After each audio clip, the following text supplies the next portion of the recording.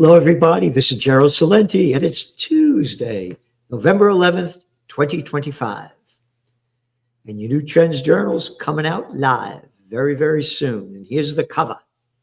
Yep. Candidate Trump, who vowed peace on earth, changed the Defense Department to War Department. Yes, bombs away. Trump's never-ending War Department. That's what it is. It's a War Department. Again, he bullshitted. He said, when he was running, for office, he's going to be a peace candidate, and then bombs away over the Houthis, bombs away over Iran. I think it's like almost 100 bombs over Somalia. Ask anybody to find Somalia on the map. They couldn't find it. And what the hell are we doing there? Oh, we're going to stop them terrorists. Shove it. Yeah. Your Veterans Day, you're sending more innocent guys to get killed in Vietnam like my generation. No, send them to Iraq. No, send them to Afghanistan. Oh, now we're going to send them to Venezuela, huh? Yep. Venezuela is deploying weapons and planning to mount guerrilla-style resistance or sow chaos in the event of a U.S. air or ground attack, according to sources with knowledge of the efforts and planning documents seen by Reuters. Yep.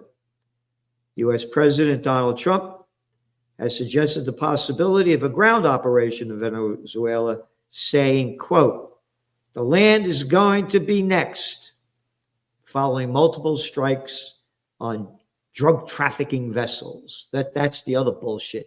Drug trafficking. Could you show us any proof? Yeah, we got proof. We're not showing you. It's intelligence. Shove that intelligence shit up your fucking ass. You guys got no intelligence. None at all. Hey, you lost every war, man, since World War II, and you wouldn't have won that one without the Russians. So shove that intelligence bullshit up your fucking ass. You're killing people without jury trials or anything. I can kill who I want, don't you know? Yeah, anyway, moving on. The land is going to be ours, following multiple strikes on alleged drug trafficking vessels in the Caribbean and large military buildup in the region. He later denied he was considering strikes inside Venezuela. Well, yeah, he denied it. He says one thing and says another thing. Yeah, Taco Trump, yeah. Anyway, just disgusting. Just disgusting. Again, I launched Occupy Peace. So I'm not a bullshitter like the rest of the fucking clowns out there that don't do fucking shit for peace. I'm a warrior for the Prince of Peace. Peace on earth, goodwill to all. So going back to the markets, it's a happy day for the Dow. It rose almost 560 points, a new high. The S&P was up a bit, 0.21, but the Nasdaq went down 0.25. They're worried about this overvalued AI markets. They're totally way overvalued. There's going to be a dot-com bust. It's just going to be a matter of when, not if. And I believe the when is going to be sooner rather than later. And remember that ADP last week they came out with and said that there was more job creation. This week they came out today and said it was down on private sector jobs, was down more than 11,000 on average per week. And now the bullshit with the markets are they're going up because the government lockdown may end. Has nothing to fucking do with the whole big picture. Nothing at all. And again, as we detail in our economic update, there's absolutely no relationship between Wall Street and Main Street.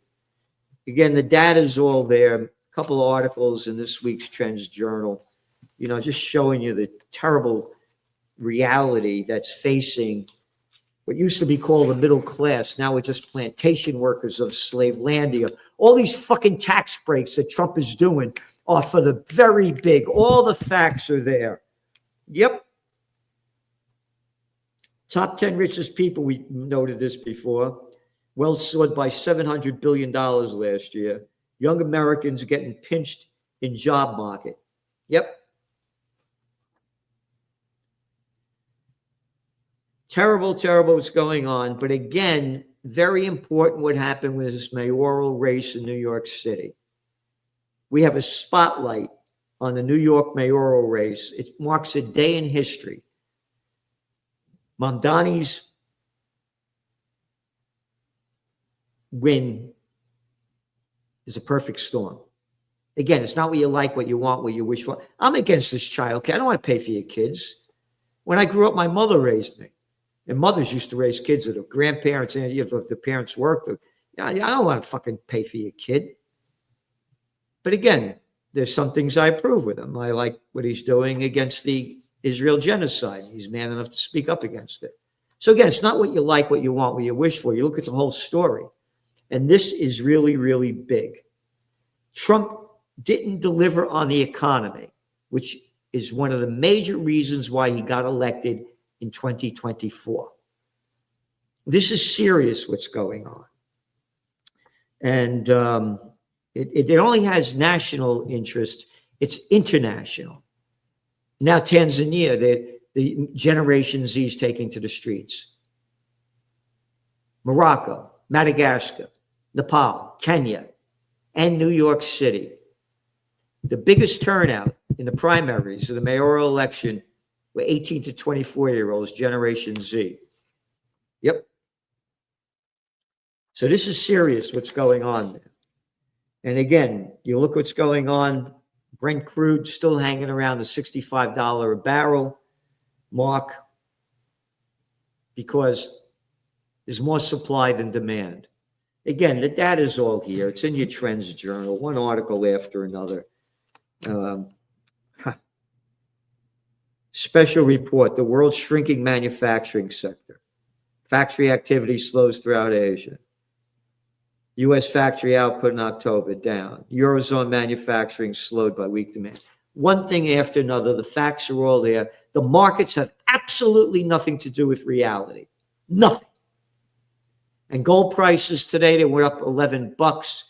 They were as high as today. They were up to 4,100, almost $50 an ounce. They closed at $4,125 an ounce. Again, go back to the podcast that I did on Thursday. What did I say? I said that, and you go back to October 16th, the day before gold hit a new high. I said there's going to be a $500 correction, and it did. It went down $500 around there. And then I said it has to break over the $4,000 mark to gain more strength, and now it has. So it may go down again, up and down, but it's solid as I see it. And again, that's our trend forecast. You know, they're always the wild cards. But the wild card we see is the situation is going to get wilder. The economic conditions are going to decline. And the Israel and Ukraine war will ramp up. And now again, there's the article that was a big article in the New York Times that we detailed, and others reporting on it, about how the United States is planning to attack Venezuela. And again, it has nothing to do with narco-terrorists. It has to do with oil as we see it. Again, so they say, you think we've invaded Syria, Iraq, and Libya if their major export was broccoli? Featured guest articles by Dr. Joseph Mercola, Rediscovering the Purpose of Age, of AI, Gary Null. The Digital Revolution was a great mistake, Paul Craig Roberts. Ruled by thieves, the police state becomes a pay-to-play shadow government, John and Nisha Whitehead. Torture and rape are all in a day's work for Israel's defenders. That's right. Facts are all there. That's Phil Giraldi. Joe Duran, the technocracy man. The geopolitics of Bitcoin hitting home in 2025. Push a smarter brain organize. Spurs, ethics concerns. Organoids. And on. Trends in geopolitics, what's going on in the Ukraine war, what's going on with the Israel war, and on, what NATO is doing, high-tech science, whole sections on AI. We're giving you what nobody else in the world is giving you, anywhere, any place. So subscribe to the Trends Journal. We're giving you everything we can. We need more subscribers to make a difference because we put out the truth in trends. We give you what nobody does. We give you all the data, factual.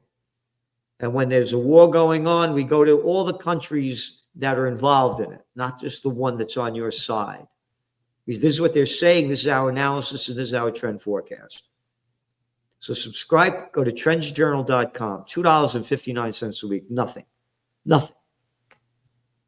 And we need to unite, because if we don't, it's going to be over. Again,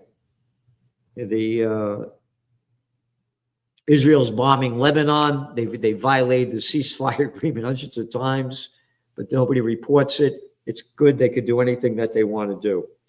IDF lawyers warned about evidence of war crimes in Gaza. That's right. Israeli Defense Force lawyers warned about it. I guess you could call them anti-Semites. That banging, by the way, is I'm hitting my thing. I talk on my hands. That's what that noise is. I'm hitting the table here. Anyway, what else do we got here? Oh, Gregory Mannarino. Liquidity, addiction, destruction. Blowout, hollow out. Again, this whole thing is a fraud. The markets are a total fucking fraud. Has nothing to do with reality. Again, the 10% own about 92% of it. The rich keep getting richer, and the people keep getting poorer. And going back to Bitcoin, this is serious right now. It's taken a negative hit, and this is from a number of articles. Bitcoin is taking a negative hit in the world on the crypto street. Word on the crypto street is that analysts say Bitcoin is, quote, extremely bearish phase. And Bitcoin's bearish technical pattern could signal a start of a deeper correction. Some say could drop down to $60 per coin or even lower. Yahoo Finance had an article of Ali Martinez, and they say, quote, known for scrutinizing chart patterns, on-chain signals, said on X post that if Bitcoin continues to trade the short-term holder realized price of 111,937, there's a higher likelihood of it moving toward the realized price of 56,185 or lower. The long-term holder realized price is $37,817. But that's one side of it. Then there's the Trump side. Will they do everything they can to prop it up? And will that be enough? Again, the economic uncertainty, and a lot of the players in Bitcoin are young people. But again, the bigs got involved in it too. And they don't have any money, the young people. That's why Mamdani won. Again, the facts are all there. Trump's fix for the economy did not happen. In the as we look at the special report on Mamdani, let's see what we have here. Trump didn't deliver on economy, so voters turned to Democrats during last week's election. Priced out, Democrats see affordability as the connective tissue that led to Tuesday's victories. Mamdani's win has national, international significance. His victory speech. And Israel sees Mamdani's victory as major loss in U.S. One after another. And again, one of the major reasons this cat won is social media, and it's the new world. Less and less people are reading, and more people are social mediaized. So that's some of what you got in the Trends Journal. And again, we're in very, very critical times. And the market crash could happen before the holiday season. And we'll see what happens. You know, there's always the gambler's game in the sense that the team out there, the bigs will do everything to keep propping it up. But remember, in 2018, the Dow had its worst December since the Great Depression, 1931. What happened? President Trump at the time forced Jerome Powell to lower interest rates, which he did in January 2019. And then what happened? Dow went up 22% that year. Oh, then there was the repo crisis, but we won't talk about that. And then the COVID war, and everybody forgot about it. So that's what you got to watch out for. We're forecasting the worst is yet to come. And don't forget tomorrow, Salenti and the judge. Yep, there's a lot to talk about. This guy really works hard, this Judge Napolitano, and he's putting out great information. So tune in tomorrow. We'll see you then. And remember, subscribe to the Trends Journal if you want to read history before it happens.